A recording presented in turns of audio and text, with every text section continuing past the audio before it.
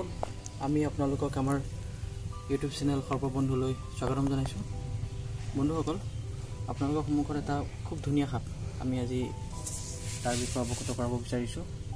বন্ধুসকল, এই সাপটোত অসমীয়াত কাৰখলা সাপ বুলি কোৱা যায়, ইংৰাজীত ইয়াক কোৱা যায় ব্ৰঞ্জ বেক ট্ৰী স্নেক। বন্ধুসকল, সাধাৰণ নলবাৰী মাছৰ অৰ্থাৎ ইয়াত কোনো ধৰণৰ বিষ নাথাকে আৰু আমাৰ সমাজত, আমাৰ অসমীয়া সমাজত ইয়াৰ বিষয়ে বহুত ধৰণৰ মানে অন্ধবিশ্বাস চলি আহিছে। এই সাপটোৱে কামুৰিলে মানুহ নাবাচে বুলি কয়।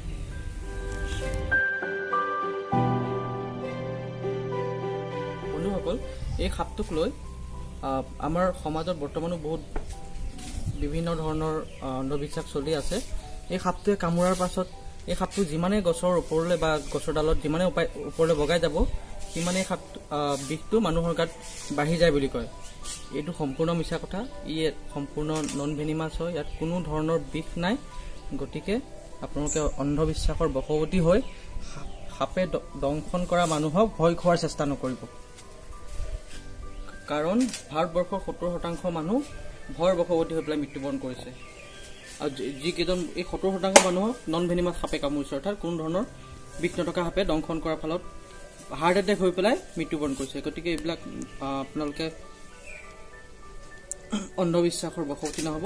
বন্ধুসকল, এই সাপটো এতিয়া আমি তাক পুনৰবাসৰ কাৰণে এৰি দিম আৰু এতিয়া আমি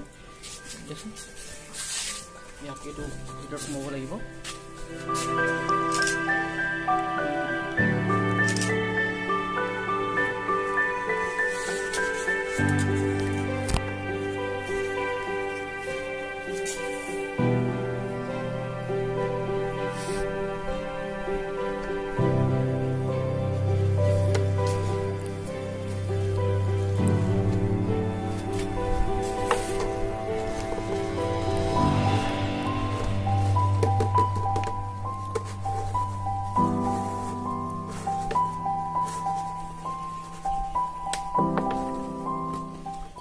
বন্ধুসকল, আমি সাপটো বটলৰ ভিতৰত সোমাই ল'লোঁ।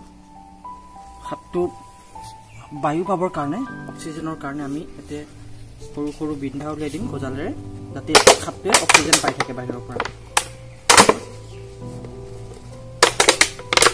আৰু বন্ধুসকল, আপোনালোকলৈ আমাৰ সৰ্ববন্ধুৰ তৰফৰ পৰা বাৰে বাৰে আহ্বান, আপোনালোকে এই ভিডিঅ'বিলাক দেখি বা মোক সাপ কেচ কৰা দেখি আপোনালোকে কপি কৰাৰ চেষ্টা নকৰিব। আৰু যদি আপোনালোকৰ সাপ ধৰাত আগ্ৰহী, তেতিয়াহ'লে আপোনালোকে কেৰেলাত এখন সাপ কেটছ কৰাৰ এখন ট্ৰেইনিং স্কুল আছে, তাত আপোনালোকে এডমিশ্যন ল'ব পাৰে।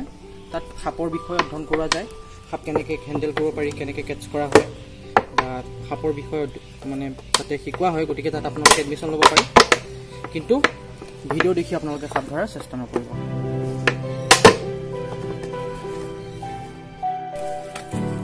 বন্ধুসকল, আমি মধুপুৰত আজি এই সাপটো ৰেস্কিউ কৰিছিলোঁ। তাক এতিয়া আমি পুনৰবাসৰ কাৰণে প্ৰাকৃতিক পৰিৱেশত এৰি দিম আৰু আপোনালোকে চাই থাকক ভিডিঅ'টো সকলোকে।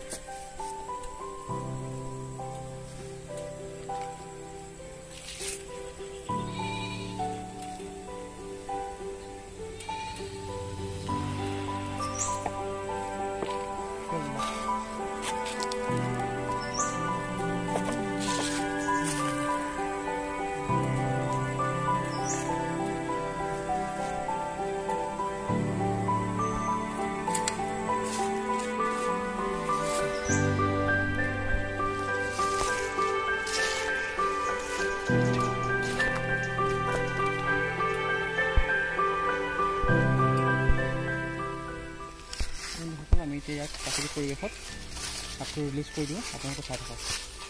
সাপডাল এতিয়া দেখি